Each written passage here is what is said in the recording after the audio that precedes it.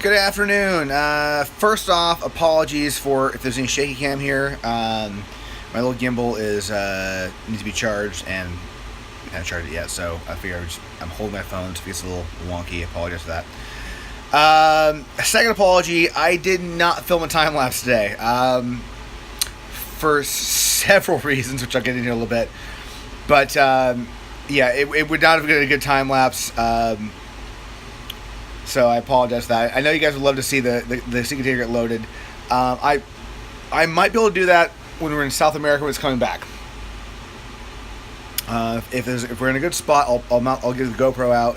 I'll do a time lapse of us loading the damn thing on the way back, because that'll probably be a little more interesting, and also a little better flow. So to the reason that we didn't do that today and couldn't do that today was there's a little bit of miscommunication.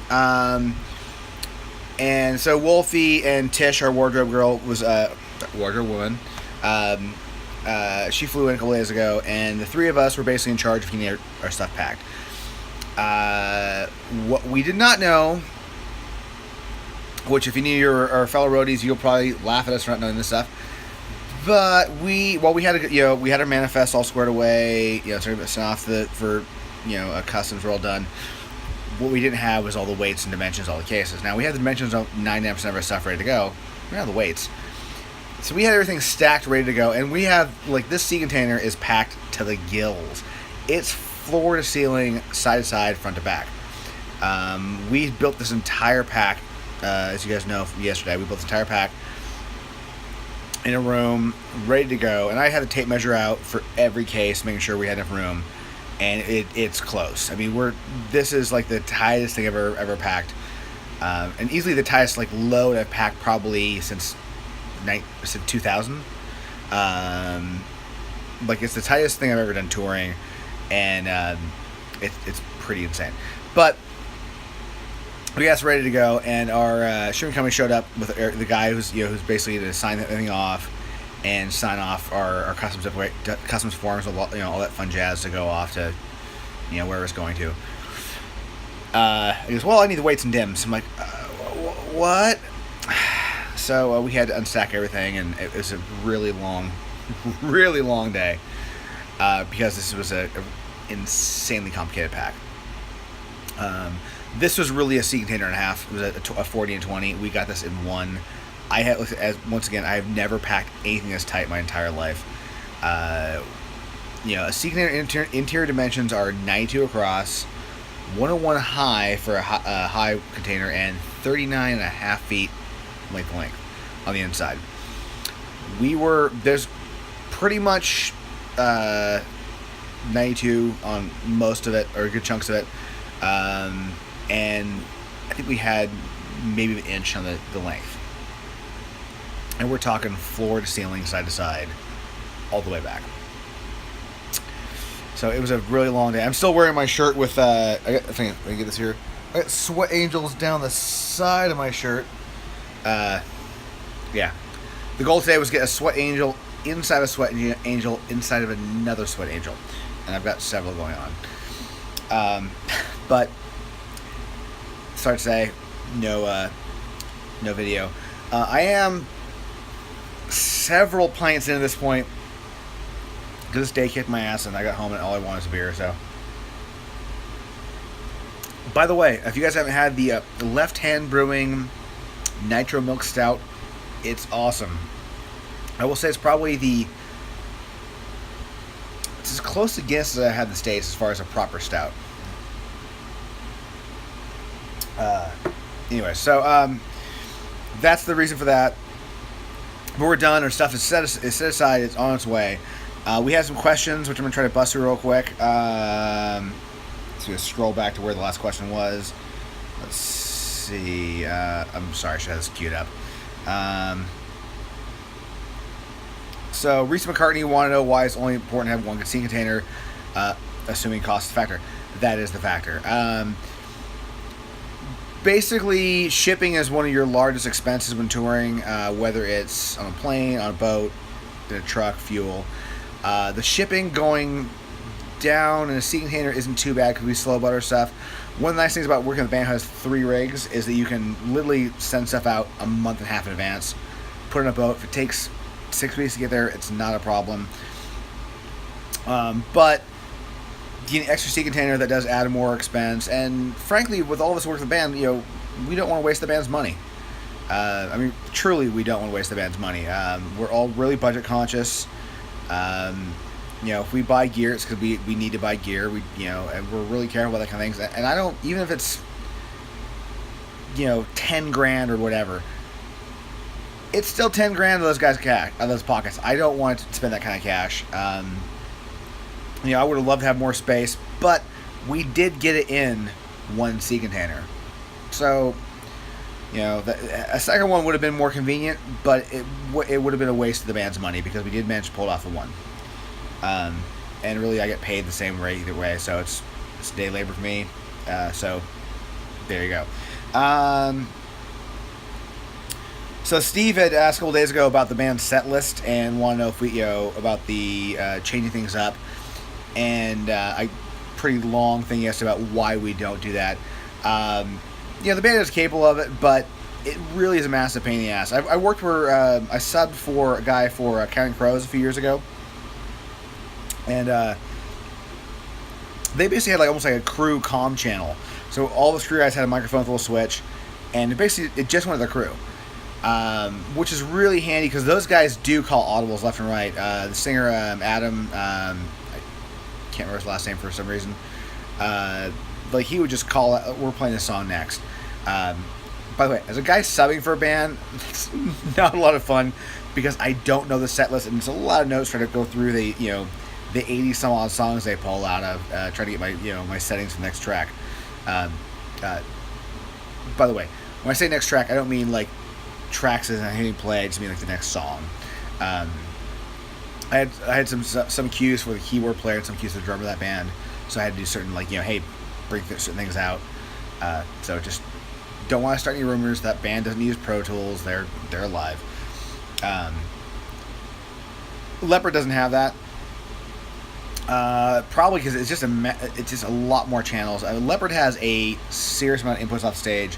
I don't think the monitor guy wants to deal with it. And really, we're all too busy. The guys in Counting Crows, the musicians on stage do all their changes.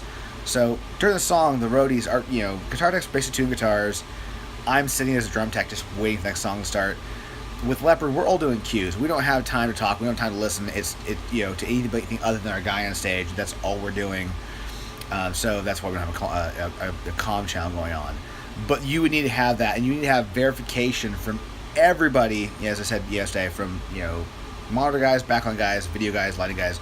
We all know the band's change of song. So once again, that's why we don't change the setup, mid-show. Sorry, I'm just babbling on from yesterday. What else here? Okay, what did I miss here? So Robert Blay wanted to know about our production in South America. Overall, I think we're doing a lot of festival dates, and we're doing some stuff with Aerosmith and I think The Who. As we're opening for those acts on the stage, we're going to use their production. On the Kiss tour, just to be really, really clear, it was a co-headline tour. We did use both bands' production. We did use their Crazy Spider thing, just because they have to have that for their show. No offense to Kiss, but Leopard can actually play. So Kiss requires the gags. That's gonna go online. Whatever. We're using whatever production they have there. We'll bring in some minimal production. We'll probably bring in some video stuff. But we're going with basically a real stripped down rig for ours. It's the back line. The show will look fantastic. I can guarantee that because it always does. Between Chris, our video director, and Kenji, our lighting engineer, those guys know what they're doing to make the band look really good. And then you go the band and Ronan, our front house guy, it always sounds really good. And I would be willing to bet we might blow this advance off stage. Just possibly saying. Who else asked questions the last couple of days here? So, Mimi said that appreciate all the info, and as I said, we're very lucky to work for the band, and the band probably feels the same about us. I hope so. Either way, I love my gig. I actually just caught an interview with Joe did on Facebook Live, and I gotta say, I miss hanging out with the guys. I get off tour and I go home and I love being home, but the crew itself is some of my best friends. Like Wolfie's one of my absolute best friends in the entire world. Ronan, Scotty, all the guys, I love them to death. And when I get home, I miss everybody within about a week. I'm like, I want to see these guys again. And same with the band. I mean, just hearing Joe tell stories about Hysteria, like that's our normal life backstage. Just hang out with Joe and Sad and all those guys, and hearing stories and just joking around, having a great time. I miss all of them. I cannot wait to go to work. So they miss us, I assume. And what else was asked or commented on here?